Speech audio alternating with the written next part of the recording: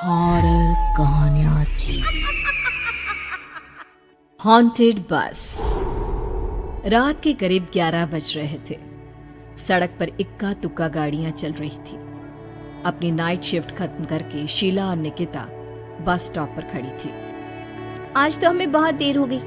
पता नहीं घर जाने के लिए हमें कोई साधन मिलेगा भी या नहीं। अगर कोई साधन नहीं मिला तो कहीं रात इसी बस स्टॉप पर ना बितानी पड़े। अपनी काली जुबान बंद कर। जब देखो तब उल्टी बातें ही करती है। अरे कुछ देर रुक जाना, कुछ ना कुछ मिल ही जाएगा। लेकिन काफी देर तक इंतजार करने के बाद भी उन्हें कोई बस नहीं मिलती। धीरे धीरे समय के साथ साथ सड़क पर चलने वाली गाड़ियों का दिखना भी बंद हो जाता है।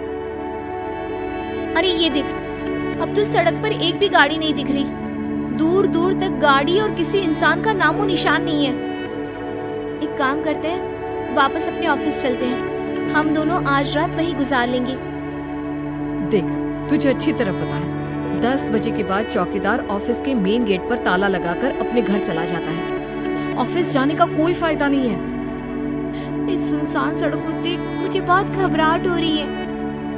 एक काम करना, उसी चौकीदार के घर चलते हैं। वो भी तो परिवार वाला है। हम बेफिक्र होकर आज रात उसके घर पर रुक सकते हैं।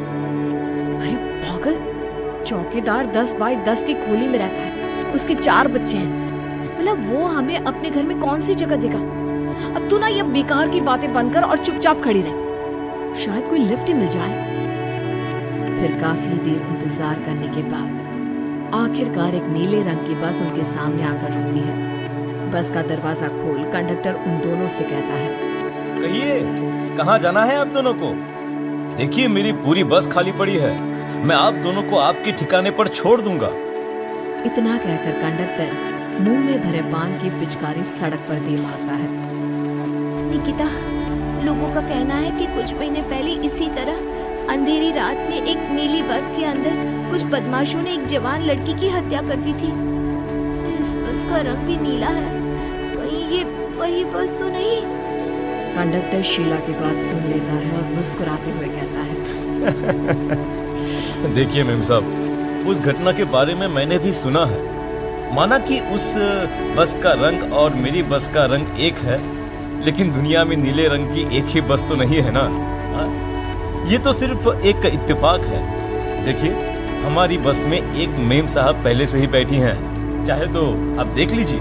निकिता गर्दन उठाकर देखती है तो बस के पीछे वाले हिस्से में एक लड़की कम्बल ओढ़े बैठी हुई थी। सही तो बोल रहे हैं भैया, बस में पहले से एक लड़की बैठी है। चलो हम भी बैठ जाते हैं, वैसे भी बहुत देर हो गई है।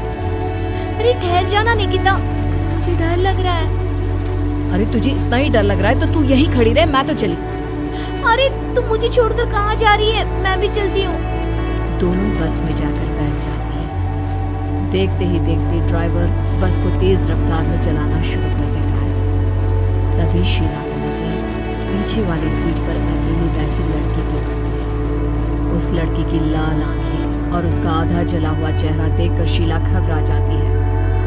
सुन निकिता, हमारे पीछे जो लड़की बैठी है ना, उसकी आंखें एकदम खून की तरह लाल और चेहरा किसी चुड़ैल की तरह डरावना दिख रहा है।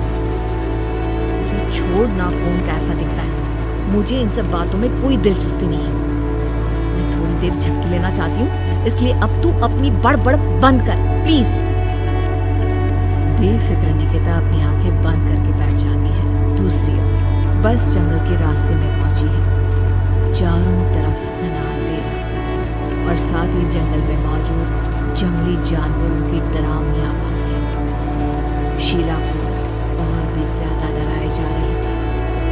थोड़ी ही देर में बस एक बरगद के पेड़ के पास से गुजरती है।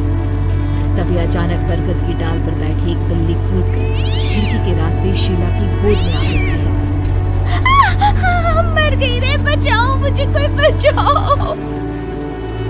शीला के चिल्लाने की वजह से निकिता की आंख खुल जाती है और वो भी घबरा कर इधर उधर देखने लगती है। तभी पीछे वाली सीट पर बैठी लड़की उठकर शीला के पास आती है और बिना कुछ कहे उस बिल्ली को शीला की गोद से उठा इसे सहलाते हुए अपनी गोद में लेकर वापस अपनी सीट पर जाकर बैठ जाती है। अरे शीला, तू तो बहुत ही डरपोक है। जरा सी बात पर उछल पड़ती है। मैं कल से अकेले ही सफर करूंगी। अरे मैं क्या करूं? वो बिल्ली अचानक मेरी गोद में आ गिरी। अपनी बकवास बंद कर और मुझे चैन से सोने दे। इस तरह शीला को डांटकर निकिता फिर सो जाती है। पर तभी अचानक एक झटके से ब्रेक लगाकर ड्राइवर बस को रोकता है। शीला खिड़की से बाहर झांक कर देखती है तो उसे सड़क के किनारे एक काला आदमी खड़ा दिखाई देता है। उसकी बड़ी बड़ी दाढ़ी और अजीब से कपड़े देखकर शीला को घबराहट होने लगी है। क्या हुआ ड्राइवर भैया?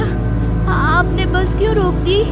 अरे वो देखो, वहाँ वो सड़क के किनारे एक आदमी खड़ा है, उसी के लिए मैंने बस रुकवाई है। शीला निकिता को धक्का देकर नींद से जगाती है। अरे अब क्या हुआ? वो देख, सड़क किनारे कितना डरावना आदमी है। उसका अजीबोगरीब हुलिया देखकर लगता है जैसे कोई शैतान खड़ा हो। अब शीला की तरह निकिता भी उस आदमी को देखकर थोड़ा डरने लगती है। कंडक्टर, क्या तुम उस आदमी को बस में चढ़ाने वाले हो? उसे देखकर हमें डर लग रहा है। उसे बस में मत चढ़ाओ। अरे डरने की कोई बात नहीं है मेम साहब। ये आदमी जंगल के पीछे वाले गांव में रहता है। ये रोज इसी वक्त मेरी बस में बैठकर पड़ोस वाले गांव में जाता है। और वैसे भी ये बेचारा गूंगा है। अगर आप लोगों को डर लगता है तो मैं इसे ड्राइवर के बगल में बिठा देता हूँ। ओह अच्छा, ठीक है। फिर कंडक्टर का इशारा पाते ही वो आदमी बस में सवार हो जाता है। ड्राइवर दोबारा एक्सीलेटर पर जोर देकर बस को आगे बढ़ाता है। थोड़ी ही देर में बस एक घाटी पर चढ़ती है। बस के एक तरफ गहरी और डरावनी खाई थी, पर ड्राइवर को इस बात से कोई फर्क पड़ता नजर नहीं आ रहा था। वो लगातार बस की रफ्तार बढ़ाकर बस चलता जा रहा था। ड्राइवर भैया, आप देखते नहीं क्या बगल में इतनी गहरी खाई है? बस की रफ्तार लगातार बढ़ाए जा रहे हो, थोड़ा धीरे चलाओ ना। अरे मेम साहब, घबराने की कोई बात नहीं है। ये तो मेरा रोज का काम है। मैं तो यहाँ इसी रफ्तार से बस चलाता हूँ। अब बेफिक्र होकर अपनी सीट पर बैठ जाइए, आपको कुछ नहीं होगा। ड्राइवर के कहने पर निकिता शांति से बैठ जाती है।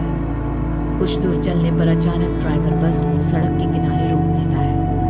शीला एक बार फिर खिड़की के बाहर झांक कर देखती है, लेकिन इस बार उसे कहीं कोई दिखाई नहीं देता। अरे अब क्या हुआ? तुमने बस क्यों रोक दी? यहाँ तो दूर दूर तक कोई भी नहीं दिखाई दे रहा। ड्राइवर उसकी बात का कोई जवाब नहीं देता, पर कंडक्टर बोल पड़ता है।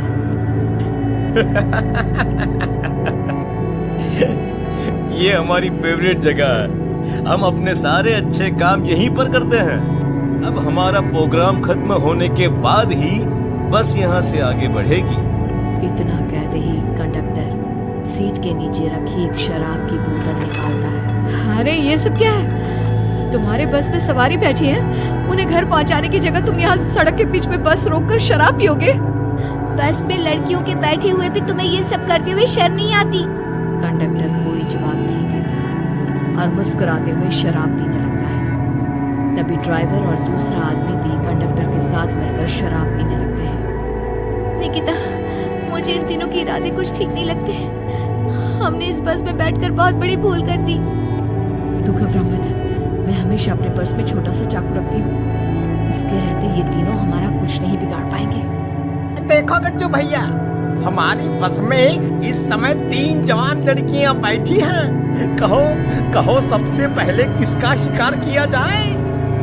मैं तो कहता हूँ कि सबसे पहले वो जो पीछे अकेले जो बैठी है ना, उसे पकड़ कर लाओ। उसके बाद इन दोनों का प्रोग्राम फिट करेंगे। ठीक है, जैसी तुम्हारी मर्जी।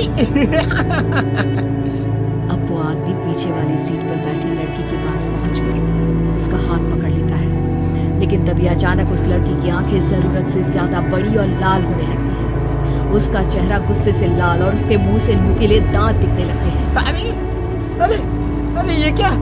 ये लड़की अचानक इतनी खतरनाक कैसे बन रही है? इतने में वो लड़की उस आदमी को उठाकर वहीं सीट पर पटक देती है। मुझे हाथ लगाएगा, तेरी देर मत। जोर से चीखते हुए वो लड़की उस आदमी पर हमला कर देती है और पल भर में ही उस आदमी का काम तमाम हो जाता है। ये देख ड्राइवर और कंडक्टर के होश उड़ जाते हैं।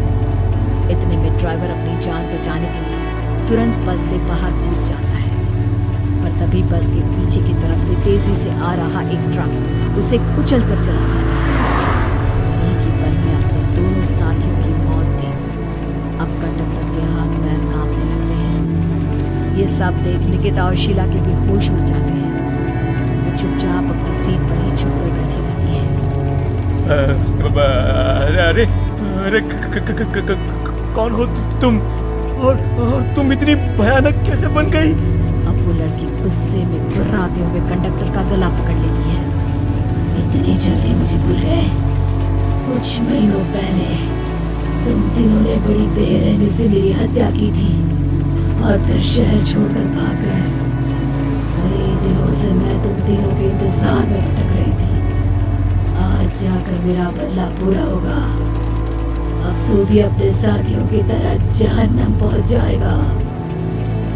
अब वो लड़की कंडक्टर को उठाकर बस के पास मौजूद खाई में फेंक देती है।